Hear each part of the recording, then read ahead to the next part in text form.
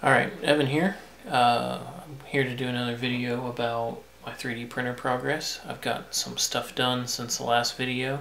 Like I said, I wasn't going to detail every process of building this machine, so I've left out a few steps. I've decided that since Masumi was doing a really cool promotion where they gave away $150 worth of stuff to anybody, it's actually still out there till March 31st, so if you type in, I forget, it's all on Reddit, /r/3D printing, but if you type that in, you get 150 bucks worth of Masumi stuff, which is pretty excellent. So went ahead and picked up some new belts and pulleys. I really needed, for this pulley over here in the back, I really needed a pulley with some countersunk bearings in it to really ride on this bolt correctly. So I was jumping through a lot of hoops to use one that didn't have that, and it just wasn't really any good. So I took that opportunity. I think my belts and pulleys for the X and Y axis upgrade cost about like 152 bucks. Plus I got these cool feet. I don't know if you can see them. There's some nice little leveling feet with some auto kind of rough terrain leveling things going on, which is pretty awesome. And then I've got some gussets that are going to go here and here to really bring this into square here. So that's kind of one thing I left out for cost reasons, is really trying to get this thing square to the base. And so I've got those in the garage. They're actually getting painted and stuff. I just kind of, they're not priority. So let's see. So over here I have my Azteeg hooked up. I've got the rest of the stuff. Here, I'll just come in on it a little tighter. Just got this fan temporarily wired up. It's a 12-volt fan, so it spins pretty good on a 16 to 24 volts. So I'm kind of playing around seeing what I'm going to run at, but you see all my wires come out the back, and these gray ones, and they go up to the motor. So I got all these guys wired in, temporary of course, but these guys are wired in. This one's just sitting here. I still have to machine this part and this part back here, but I did get the tool plate done. It's pretty tight right now with the power off and everything, but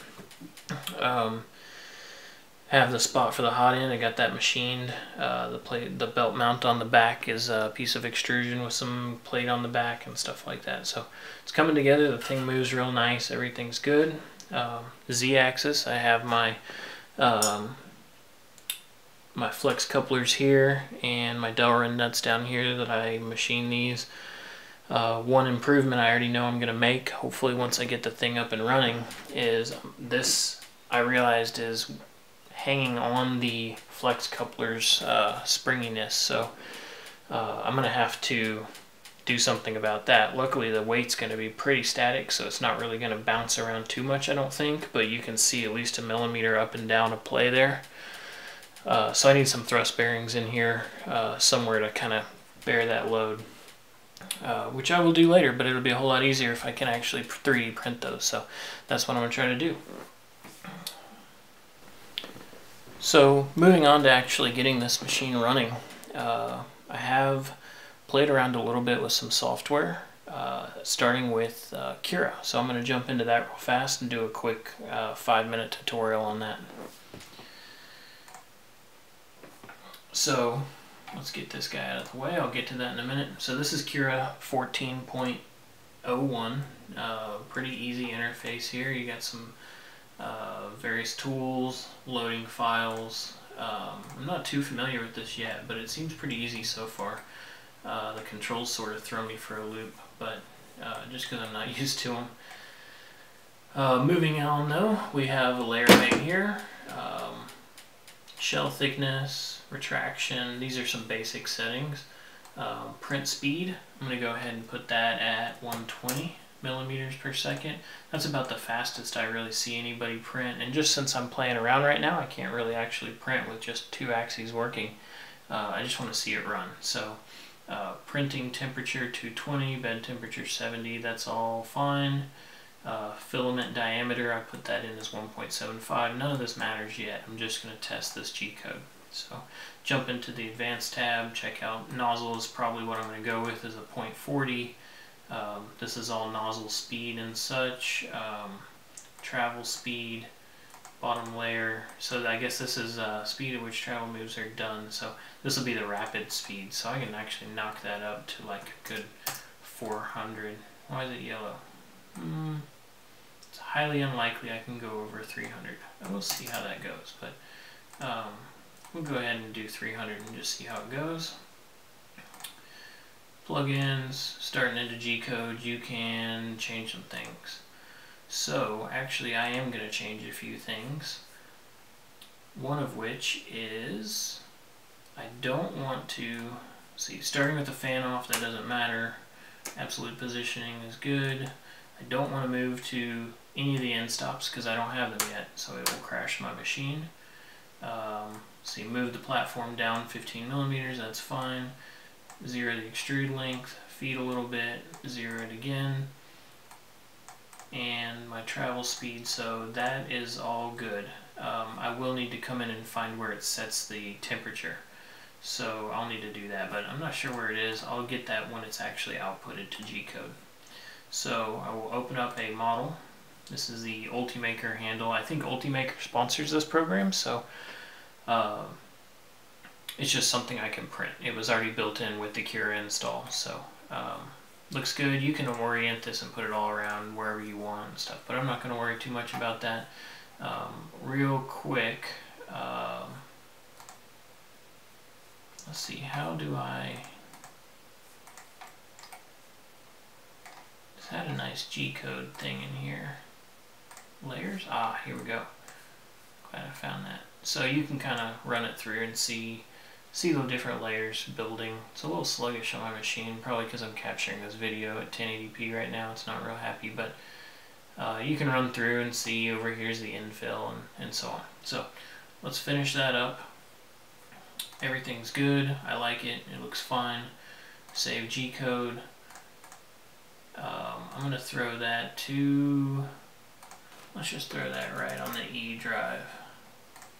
Ultimaker G-code. So now, open up a notepad, open that, E:\Ultimaker G-code. And it's a pretty big file. I think this one comes out to like 8 megabytes or so. And all this stuff in the middle, that's all the coordinates, all the G-code.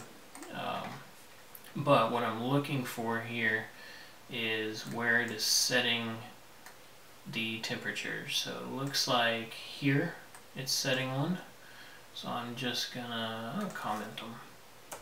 Probably won't print this ever, but T0 just says extruder number. So this would be extruder number,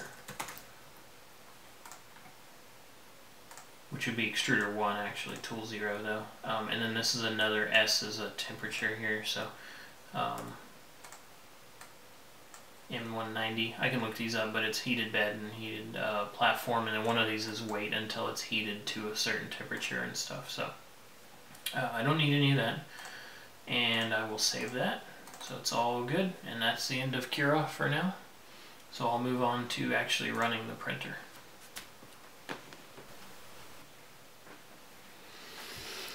Okay, so earlier I showed using Pronterface or Print Run as a part of Pronterface for running your 3D printer, actually sending the G-code across USB to the printer, jogging it, homing it, things like that. So I've recently found out that Octoprint is a pretty nice web-enabled one, which at first I kind of thought, I don't need web-enabled, that doesn't really make sense for me, but it's actually really cool because you can run directly off a Raspberry Pi or something like that, and it'll also handle your webcam stuff and let you monitor your print from other rooms, which, you know, having a kid, I kind of planned on, you know, only printing when he was asleep or just when I had time alone to watch the printer and stuff like that. But if I actually web enable the thing and have it from my phone where I can kind of track the progress and monitor and watch it to make sure it's not flying all over the place, that'll be pretty cool. And actually, I think strangely enough, one of the developers of the heater meter, Brian,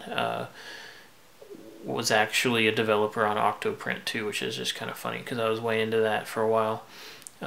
So I wanted to give Octoprint a try because of that, so I'll show you that real quick and how to get it going. So I'm not really going to show how to install Python because Python for Windows is pretty well understood. There are some weird things where I thought I didn't realize you had to have a compiler to install a bunch of these libraries that Python needs. But it's a lot easier just to download the installer for the pre-compiled versions for Windows. So if you start trying to run the install directions and you get a lot of errors with NumPy not compiling and things like that, just grab those off of some edu site. I don't remember what it is, but you'll find it quick. So get Python and all the dependencies installed. Here's Octoprint's website. It actually has a download link here, and then you can go and find it for Windows. What I'm going to do at first, eventually Raspberry Pi maybe. I'll probably actually use my barbecue controller that was in another video just recently. I'll probably use that hardware and everything and just swap the SD card, because I'm not going to be barbecuing and 3D printing at the same time probably. So I'll just swap it and save the 40 bucks and use that. So anyway, so there's some notes on how to install this. I'm not going to do the install. It's pretty well documented on how to do this. If you do have problems, like I said, grab the pre-compiled versions and you'll be a lot better off. So to run it, I will do cd octoprint, grab a directory listing, and then it says in the thing actually to run.py, but it's really just run. So you do python run.py is what they say, but Python run. And so what this does, it's really cool. It brings up a web server using Python's Flask program, which I've done a little bit of Flask programming in the past, and it's actually really cool. So if you're interested in web-enabled devices, Flask, specifically on Raspberry Pi and other embedded Linux devices, is a really cool way to mix Python and web-enabled devices. But anyway, not about Flask here. So Octoprint server's running, it says listening on 0.0.0. I believe that's all interfaces. So it'll listen on your LAN connection and so on. So here I'll just do 127.0.0.1, and it's actually on port 5000 here. So I'll come in here. It's going to get you to log in right at first. So anyway, connection auto. This is the baud rate we set. I'll go ahead and connect up. Oh wait, actually, let me turn the printer on.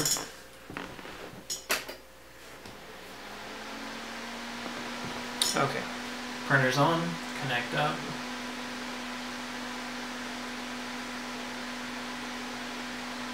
Okay, the machine's operational.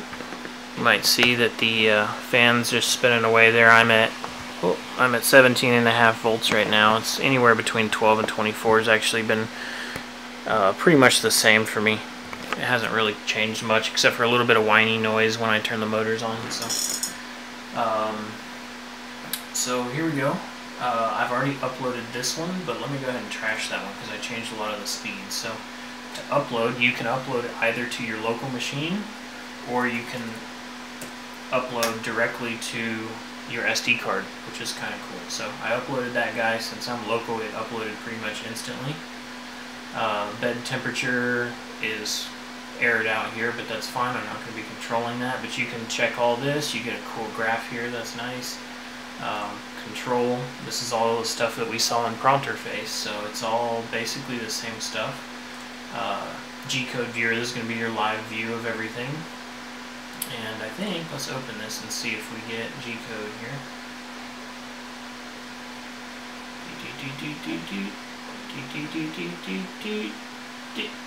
Always 98, there we go. So there's my model. Looks good, looks kind of like it did in Cura. I do or do not, I can't remember if I have, oh there we go, look at that. That's cool. And then this, I'm not sure exact. I guess this is per layer you can jog, so that's actually pretty sweet. You can watch a layer go, and then you move up to another layer, you can watch the next layer go. That's pretty cool. All web enabled. So okay, let's test some speeds before we actually run the printer. So I'm going to suppress these M5s because or whatever those are, M105, which is just it constantly polling for the temperature. So I can do an M17. You can hear the motors click in, maybe. They are clicked in. I should have holding torque now. Everything's good to go. Knock something off my desk. And so what I can do is, actually, let me go back to control and turn the motors off. I forgot one step. Since I don't have end stops, what I'm doing is an immediate home on these. So I'm going to come real close to this x-axis here, the x-axis physical limit. Come back into my terminal, and I'm going to use I'm building a G-code cheat sheet, although these are all on the wiki for RepRap. So I'm going to use this. It's instant home for all of them. Really, I only need X, but instant home all these guys. And it's saying, hey, you're at X equals 0 right now. So I can actually do an M114, I want to say, and I'm at 0, 0, 0, 0, 0. So that's good. If I come in, I want to jog. Actually, let me enable the motors again. M17, control, jog 10 millimeters in X, 10, 10, 10, 10. Come back, terminal, M114. I'm at 40 because I went 4 times at 10. So perfect, everything's looking good. It knows that now, so it's sort of in an absolute mode. So it's tracking based on how many steps it knows it did since it was at 0. Now if you miss steps, you're in trouble. If you disable the motors and move the actual carriage, you're in trouble. So don't do that unless you want to rehome it. Once it has the end stops, it'll home right off the end stops a lot easier than that. So let's run this guy. Let's see, motors are on. Actually, let's do some runs back and forth. So I'll do a G1F 6000 and then a G1X0. So he just went at 6,000 millimeters per minute back to 0. So we'll do G1 X 225. So that's 100 millimeters per second, which is 6,000 millimeters per minute. So let's turn the speed up. I actually was playing with this earlier, so I already know what it'll do at least. So let's do F 30,000. Grab a calculator here and do 30,000 over 60. So that's 500 millimeters a second. It's faster than you'd ever probably print, or I think people can print at this point, but this would be a good rapid speed. It's set we can only do 300, so let's see how fast it'll actually go. G1 X0. Oh, oops, I typed 3,000, not 30,000. Let's try that again. G1 F30,000, G1 X225. Oh yeah.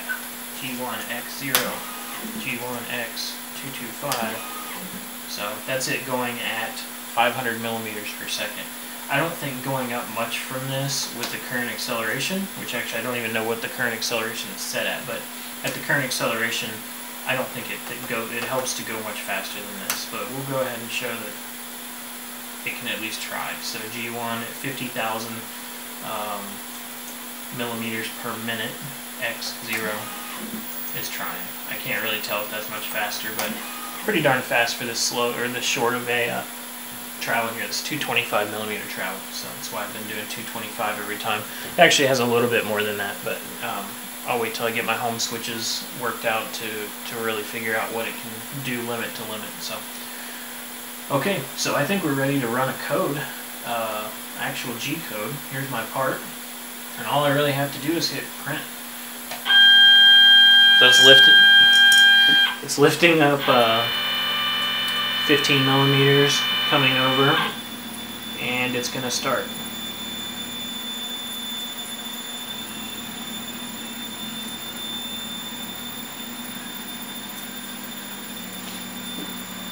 I don't know if you can see it, but this motor is actually spinning in coordination, and this extruder, even though I don't have it calibrated or actually put the rest of the way together, but it's spinning as well. So it thinks it's extruding plastic right now. So one last check over here. We've got the ASTIG X3 Pro running this, and the SD8825s are on there at 2.5 amps. They're maxed out right now, and they get kind of warm to the touch. I'm not real happy about how much air has to be flowing over them, but I'll work that out. I'll figure out a good case that just lets that work out. So it's making kind of an awful noise right now, and I can change the here, let me go back to the printer. I can change the voltage and get a slightly different awful noise. I'm not sure how I can get rid of that, but so that's up at 19 volts. 25 volts. It's not making much of a difference on the actual motion. And I'll knock it down. There's 15.8 volts.